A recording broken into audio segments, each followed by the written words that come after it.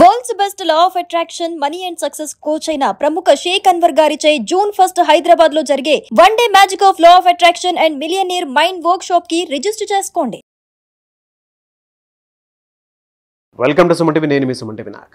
According to Vedic astrology కనుక మనం చూస్తే జూన్ నుంచి డిసెంబర్ వరకు శతభిష నక్షత్రం వారికి ఏ విధంగా ఉండేటువంటి అవకాశం ఉంటుంది. ఎస్పెషల్లీ ఇప్పుడున్న అంటే ఉగాది తర్వాత నుంచి కనుక మనం చూస్తే షష్టగ్రహ కూటమి, యుద్ధ వాతావరణం అన్నీ చూస్తూ ఉన్నాము. అండ్ కమింగ్ ఈ మిడ్ ఇయర్ నుంచి మనం డెఫినెట్గా వర్షాకాలం చూస్తాము, చలికాలం కూడా చూస్తాము. హెల్త్ రీత్యా కూడా ఏ విధంగా ఉండేటువంటి అవకాశం ఉంటుంది అనేది ఈరోజు మనతో పాటు వేదిక్ ఆస్ట్రాలజీ ఉమా గారు ఉన్నారు. అది వారి మాటలు తెలుసుకుందాం. నమస్కారం ఉమా గారు. నమస్తే నాగరాజు గారు. కాలానుగుణంగా గోచార రీత్యా కూడా చాలా మార్పులు చేర్పులు కూడా చూస్తూ ఉంటామండి. శతభిష నక్షత్రం వారికి కనుక మనం చూస్తే ఏ విధంగా ఉండేటువంటి అవకాశం ఉంటుంది, ఎస్పెషల్లీ విమెన్కి అసలు ఏ విధంగా ఉంది? తప్పకుండా అండి. శతభిష నక్షత్రము కుంభరాశిలో సంచారం చేసేటువంటి నక్షత్రము. అధిపతి రాహు అయితే కుంభరాశికి సంబంధించి శని ఆధిపత్యాన్ని వహిస్తూ ఉంటారు. సో నేను ఇచ్చేటువంటి ఒక సజెషన్ ఏంటి అంటే, శతభిష నక్షత్రం వాళ్ళు ఏ ఆరోగ్య సమస్య వచ్చినా దాన్ని నెగ్లెక్ట్ చేయకుండా వెంటనే జాగ్రత్త తీసుకోవాలి.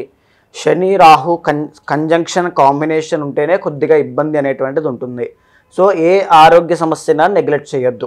అయితే ఎలాంటి ఆరోగ్య సమస్యల విషయంలో జాగ్రత్త తీసుకోవాలని శతభిష నక్షత్రం వాళ్ళకి ఆస్ట్రాలజీ సూచనలు ఇచ్చింది అంటే, ఫస్ట్ది ఏంటి అంటే డయాబెటీస్ ఒకటి, యూరినరీ ట్రాక్ ఇన్ఫెక్షన్స్ ఒకటి, కిడ్నీ సంబంధించినటువంటి సమస్యలు, తరువాత బ్రీతింగ్ అండి, అంటే ఈ యొక్క రెస్పిరేటరీకి సంబంధించింది, ఆడవాళ్ళ యొక్క పర్సనల్ ప్రాబ్లమ్స్ విషయంలో సూచనలు ఇచ్చింది. అయితే ఈ శతభిష నక్షత్రము మనం కొద్దిగా స్పెసిఫిక్గా మాట్లాడుకోవాలంటే నాగరాజు గారు, ద ఒరిజినల్ 11th హౌస్ అండి కుంభరాశి అంటే. వీళ్ళకి 6th హౌస్ వచ్చి చంద్రుడు అవుతారు. డైజెషన్ ప్రాబ్లమ్స్, చంద్రుడి వల్ల వచ్చేటువంటి బ్రీతింగ్, ఆల్రెడీ మనం ఇప్పుడు చెప్పుకున్నాం బ్రీతింగ్ సంబంధించినటువంటిది. తరువాత 8th లార్డ్ వచ్చి బుధుడు అవుతారు. ఈఎన్టీ ప్రాబ్లమ్స్, చిన్న వయసులో ముక్కు, కళ్ళు, నోరు వీటికి సంబంధించి చెవుల విషయంలో ఇబ్బందులు అనేటువంటివి ఖచ్చితంగా వీళ్ళకి ఇబ్బంది పడే వీళ్ళు వస్తారు.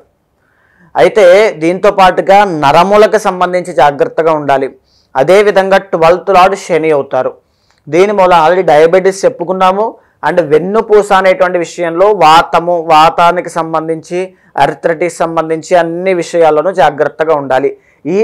అంటే అన్నీ అందరికీ వస్తాయంటే కాదు.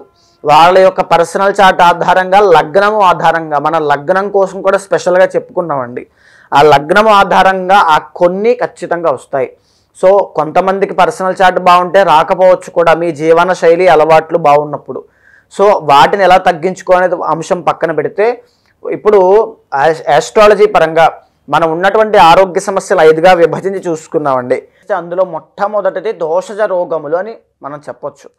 దోషజ రోగములు అని అంటే వాత, పిత్త, కఫ అని అందరికీ తెలిసినటువంటివే. అంటే వాత దోషము అంటే నొప్పులు కానీ, పక్షవాతము, కీళ్లవాతము, ఎర్థరైటిస్, ఇవన్నీ కూడా జాయింట్ పెయిన్స్ అన్నీ కూడా వాత దోషాల్లోకి వస్తుంది. పిత్త దోషం అంటే డైజెస్టివ్ ప్రాబ్లమ్స్ కానీ, గ్యాస్ట్రిక్ ట్రబుల్ కానీ, లేకపోతే స్మాల్ ఇంటెస్టైన్, లార్జ్ ఇంటెస్టైన్ కానీ, అల్సర్ సంబంధించిన వ్యాధులు కానీ అన్నీ పిత్త దోషంలోకి వెళ్తాయి. ఇక కఫ దోషము అని అంటే ఉబ్బసము, ఆయాసము, శ్లేష్మ రోగాదులు కానీ, లేకపోతే ఈ యొక్క దగ్గు, జ్వరము, తర్వాత జలుబు వీటికి సంబంధించినవి కానీ, రెస్పిరేటరీ ప్రాబ్లమ్స్ కానీ, ఊపిరితిత్తులకు సంబంధించినవి కానీ అన్నీ కూడా కఫ వ్యాధుల్లోకి వస్తాయి. ఇది దోషజ రోగములండి. ఇక రెండవది ఏంటి అని అంటే ధాతుజ రోగములని ఉంది. అంటే హార్మోనల్ ఇంబ్యాలెన్సెస్ కానీ, లేదా టిష్యూస్ వల్ల వచ్చేటువంటి ఆరోగ్య సమస్యలు కానీ చెప్పబడ్డాయి. అంటే ఫర్ సపోజ్ ఇన్సులిన్ కానీ, థైరాయిడ్ కానీ, ఈస్ట్రోజన్ కానీ తీసుకున్నాం అనుకోండి, ఈ హార్మోన్స్ ఇంబ్యాలెన్స్ అవ్వడం వల్ల డయాబెటీస్, సంతానము, పర్సనల్ ఇన్ఫెర్టిలిటీ ప్రాబ్లమ్స్ అనేటువంటివి వస్తాయి. సో హార్మోనల్ ఇంబ్యాలెన్స్ అనేటువంటిది సంతానం విషయాన్ని, పర్సనల్ లైఫ్లోనూ చాలా ఎఫెక్ట్ అవుతుంది. సో దాన్ని రెండవ విషయంగా మనం చెప్పుకోవచ్చు. మూడవది ఏంటి అంటే మానసిక రోగము. మానసికముడు మనిషి ఎంత ఆరోగ్యంగా ఉన్నా మనశ్శాంతి అనేటువంటిది లేనప్పుడు, ప్రశాంతత లేనప్పుడు ఆ మనిషి బ్రతకడం చాలా కష్టం అవుతుంది. అంటే మానసిక ప్రశాంతత ఉన్నప్పుడే శారీరకంగా ఉన్నటువంటి క్లేశములన్నీ కూడా తొలగిపోతాయి. ఆ మానసిక ప్రశాంతత కోసం లభించడం కోసమే ప్రతి మనిషి పరుగులు తీస్తూ ఉంటాడు. సో అది చంద్రబలం వల్ల, రాహు యొక్క దోషం వల్ల మనం గుర్తించి చెప్పచ్చు. మూడవది మానసికంది. నాలుగవది ఆగంతుజ రోగములు అని చెప్పబడ్డాయి నాగరాజు గారు. మనిషి మెంటల్గా, ఫిజికల్గా ఫిట్గా ఉన్నప్పటికీ కూడా బయట నుంచి వచ్చేటువంటి వైరస్లు కానీ, బ్యాక్టీరియా కానీ, వేరే ప్లేస్కి వెళ్ళినప్పుడు అక్కడి నుంచి వచ్చేటువంటి ఆరోగ్య సమస్యలు కానీ ఏవైనా ఎఫెక్ట్ అవుతూ ఉంటాయి కొంతమందికి. అది నెగిటివ్ ఎనర్జీ వల్ల ఎనీథింగ్ ఏదైనా అవ్వచ్చు. ఆగంతుజ రోగములు, so bacteria related, example corona virus, ఇలాంటివన్నీ వైరల్ ఇన్ఫెక్షన్స్, వైరల్ ఫీవర్స్ అన్నీ కూడా. ఇక 5వది ఆఖరిది కర్మజ రోగములు అని ఉంటుందండి. కాన్జెనిటల్గా బై బర్త్ వాళ్ళకి వచ్చేటువంటి ఆరోగ్య సమస్యలు, అంటే సిహెచ్డి, హార్ట్ ట్రబుల్స్ కావచ్చు. కొంతమందికి మాటలు అనేటువంటి సరిగ్గా రావు. తర్వాత ఏంటి అంటే పుట్టడంతోనే అవయవ లోపంతోనూ, పుట్టడంతోనే ఇబ్బందులతోనూ, సో చాలామంది కర్మజ రోగములతో జన్మిస్తారు. అది పూర్వజన్మ కర్మది బాల అరిష్టములైనా ఏదైనా అవ్వచ్చు. సో చాలామంది క్లయింట్స్ మనకి వస్తూ ఉంటారు, మనం చూస్తుంటాం కర్మజ రోగములు. ఎలా అండి అంటే జూన్ నుంచి డిసెంబర్ వరకు కనుక మనం చూస్తే వీరికి ఏ విధంగా ఉండేటువంటి అవకాశం ఉంది ఈ 5 గోచార రీత్యా కనుక మనం చూస్తే? తప్పకుండా అండి. ఇప్పుడు ఏంటి అంటే ఈ 5లోనూ మేజర్గా ఉండేటువంటిది ఒకటి దోషజ రోగము అనేటువంటిది కన్ఫర్మ్గా ఉంటుంది వీళ్ళకి. దోషజ వాత పిత్త కఫ దోషముల వల్ల వచ్చేటువంటి సమస్యలు. రెండవది మానసిక ఒత్తిడి అనేటువంటిది కూడా ఎక్కువగా ఉంటుంది.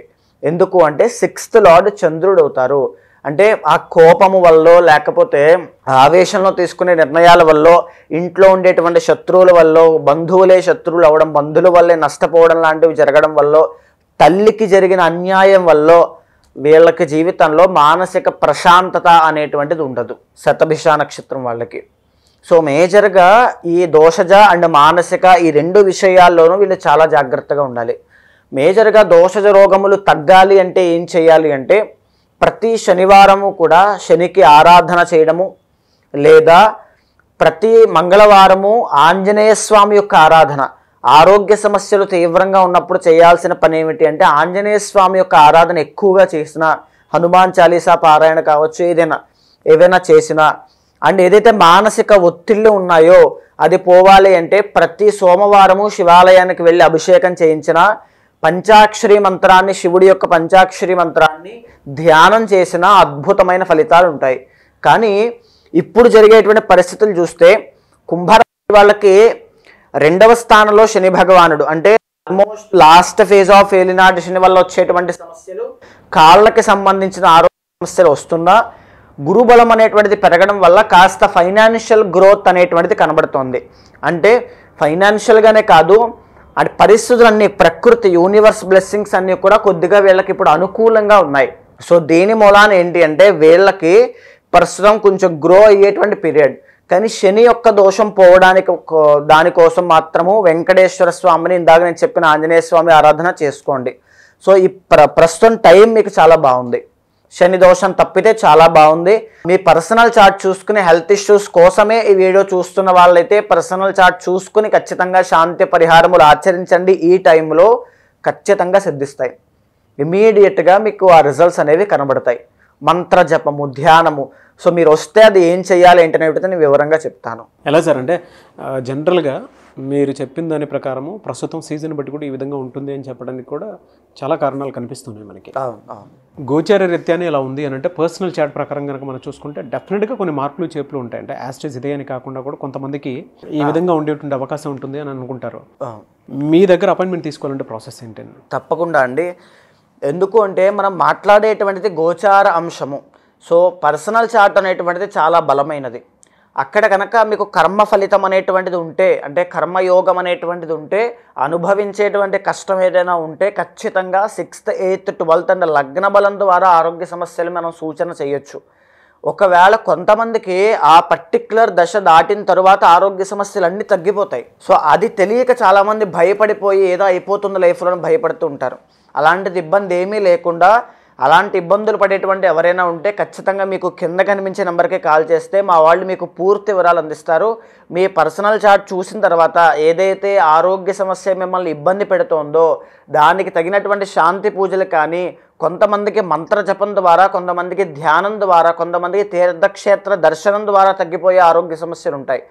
అది ఏ రకమైనటువంటి ఆరోగ్య సమస్య ఎలా తగ్గించుకోవాలనేటువంటిది ఒక మంత్రోపదేశం ఇచ్చి ఆరోగ్య సమస్యలు తగ్గేటట్టుగా, భగవద్ అనుగ్రహం కలిగేటట్టుగా చేస్తాను. థ్యాంక్ యూ అండి. Thank you so much Uma గారు. నమస్తే అండి. చూసారు కదండి వీడియో. ఈ వీడియోపై మీ అభిప్రాయం కామెంట్ బాక్స్లో పోస్ట్ చేయండి. మీరు కనుక ఉమా గారిని సంప్రదించాలి అనుకుంటే మాత్రం స్క్రీన్ మీద మీకు కాంటాక్ట్ నెంబర్ కనిపిస్తుంది. దానికి మీరు కాల్ ఆర్ మెసేజ్ వాట్సాప్ చేసి అపాయింట్మెంట్ బుక్ చేసుకోండి. త్రూ వేదిక్ యాస్ట్రాలజీ ఎవరికైనా సరే అంటే గోచర రీత్యా చూసుకుంటే ఈ విధంగా ఉంటుంది అని చెప్పేసి మనకు తెలుస్తుంది. బట్ పర్సనల్ చాట్ ప్రకారం మాత్రం తెలుస్తుంది ఎక్కడెక్కడ మేజర్ డిఫెక్ట్స్ ఉన్నాయి, ఏ విధంగా మనం ముందుకు వెళ్ళొచ్చు అని. ఒక మంచిని మనం ముందే కోరుకోవటంలో తప్పులేదు.